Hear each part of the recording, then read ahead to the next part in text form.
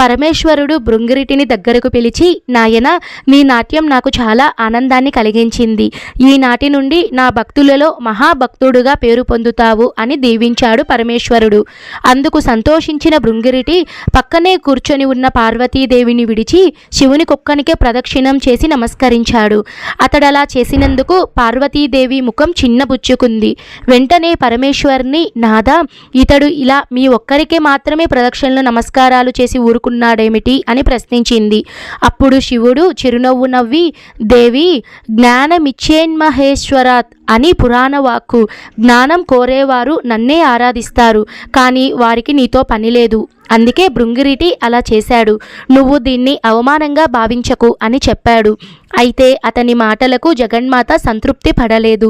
శివునితో పాటు తనకు కూడా ప్రాముఖ్యం సంపాదించుకోవాలని దృఢ నిశ్చయం చేసుకుంది. అదెలా జరుగుతుంది అని